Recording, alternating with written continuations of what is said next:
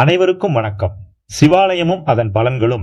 இன்று நாம் அறிந்து கொள்ள போகும் சிவாலயம் திருப்பத்தூர் திருத்தலிநாதர் ஆலயமாகும். மகாலட்சுமி தேவிக்காக ஈசன் கௌரி தாண்டவம் ஆடிக்காட்டி அருள் புரிந்த ஆலயம். பல்வேறு தாண்டவங்களை நிகழ்த்தியவர் ஈசன். அவற்றில் கௌரி தாண்டவத்தை காண விரும்பிய மகாலட்சுமி ஈசனை நோக்கி கடுந்தவம் புரிந்தார்.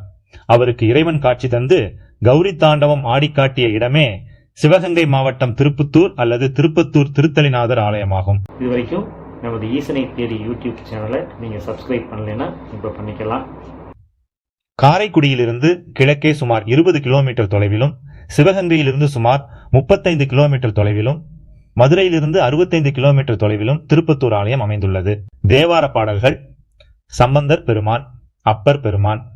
சிவனின் தேவார பாடல் பெற்ற 276 சிவாலயங்களில் இது 196வது தேவார தலமாகும். வால்மீகி மகரிஷி இங்கு வந்து புற்று வடிவில் தவம் செய்து வழிபட்டார். அதனாலேயே இத்திருத்தலத்திற்கு திருப்பத்தூர் என்று பெயர் வந்தது. பின்னர் அது திருப்பத்தூர் என்று மருவியது. இத்தல இறைவன் சுயம்புலிங்கமாக அருள்பாலிக்கிறார். சிவபெருமானை வழிபட்ட பைரவர் சன்னதி இத்தலத்தில் மிகவும் சிறப்பு வாய்ந்ததாகும். பைரவன் கோவில் என்றே இந்த ஆலயம் அழைக்கப்படுகிறது. இவ்வாலயத்தின் 2வது பிரகாரத்தில் மேற்கு நோக்கிய தனி சந்நிதியில் யோக பைரவர் அருள்பாலிக்கிறார். உலகில் தோன்றிய முதல் பைரவ மூர்த்தம் இது என்று தல வரலாறு கூறுகின்றது. இங்குள்ள பைரவர் ஆதி பைரவர் என்று அழைக்கப்படுகிறார். பொதுவாக பைரவர் கையில் சூலத்துடனும் பைரவ வாகனத்துடன் நின்ற திருக்கோலத்தில் அருள்பாலிப்பார்.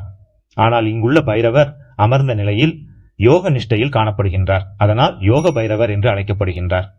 இந்த ஆலயத்தில் வழிபட்டால் சத்ரு பயம், ஏவல், பில்லி, சூனியம் போன்ற தொல்லைகள், வியாபார கஷ்ட நஷ்டங்கள், வேலை பற்றிய பிரச்சனைகள் நீங்கும்.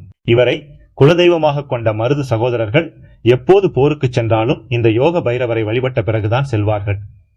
இத்திருத்தலத்தில் சிவபெருமானை சரஸ்வதியும் அகத்திய மாமுனிவரும் பூஜித்து அருள் பெற்றிருக்கிறார்கள்.